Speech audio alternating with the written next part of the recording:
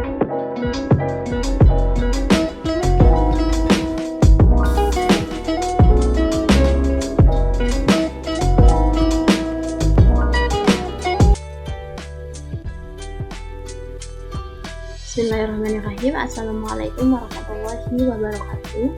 Pada kesempatan kali ini saya akan menjelaskan mengenai inovasi pembelajaran matematika dengan model pembelajaran case method pada mata kuliah inovasi pendidikan sebagai salah satu tugas untuk memenuhi tugas ujian tengah semester dengan dosen pengampu Bapak Dr. Haji Dadang Rahman Munandar MPD. Oleh karena itu, izinkanlah saya untuk memperkenalkan diri. Nama saya Siti Arfunaro dari kelas 6A dengan NPM 2016310505008 dari Fakultas Keguruan dan Ilmu Pendidikan dari Universitas Singapura Bangsa Karawang. Nah, pada pembahasan ini, yakni pembahasan inovasi pembelajaran matematika dengan model pembelajaran case method, yaitu pada materi barisan dan deret pada kelas 11 tingkat SMA. Di sini kita akan membahas tiga subbagian, yakni yang pertama mengenai definisi inovasi pembelajaran, yang kedua model pembelajaran case method seperti apa, dan yang ketiga kita akan mengetahui bagaimana penerapan model pembelajaran case method pada pembelajaran di sekolah. Nah, yang pertama kita akan mengetahui apa definisi dari inovasi pembelajaran. Di sini saya mengutip dari salah satu ahli, yakni Wina Sanjaya, yang menyatakan bahwa inovasi pembelajaran adalah suatu ide, suatu gagasan atau tindakan tertentu dalam bidang kurikulum dan pembelajaran yang dianggap baru untuk memecahkan masalah pendidikan. Nah, jadi beliau ini menyatakan bahwa dalam inovasi pembelajaran itu ada suatu ide, suatu gagasan atau tindakan yang baru yang bisa kita terapkan di dunia pendidikan. Nah, misalkan dengan metode ini.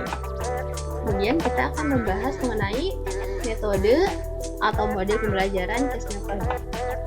Nah, di sini saya mengutip dari Kadwara pada tahun 2013 yang menyebutkan bahwa case method adalah penggunaan pendekatan berbasis kasus yang melibatkan siswa dalam diskusi dari situasi yang spesifik dan contoh kejadian nyata di dunia. Nah, metode ini tuh berpusat pada siswa dan melibatkan secara intens interaksi antar peserta diskusi. Nah, pembelajaran berbasis kasus ini atau pembelajaran case method ini dapat mengembangkan pengetahuan dan kerja kelompok dalam menguji kasusnya. Peran guru sebagai fasilitator dan siswa terlibat dalam kasus untuk menganalisis menurut perspektifnya.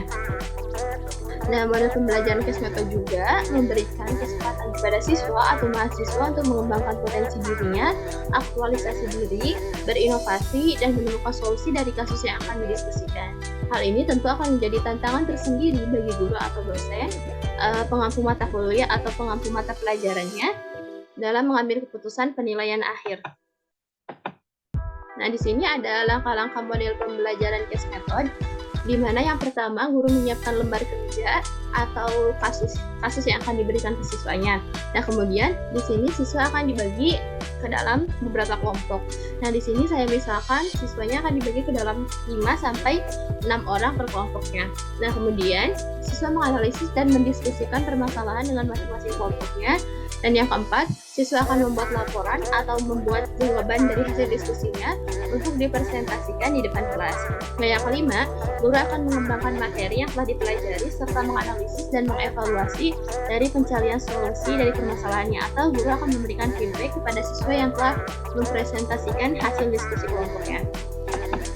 Nah, di sini ada penerapan model pembelajaran case method-nya. Kita akan lihat cuplikan pada penerapan pembelajaran case method.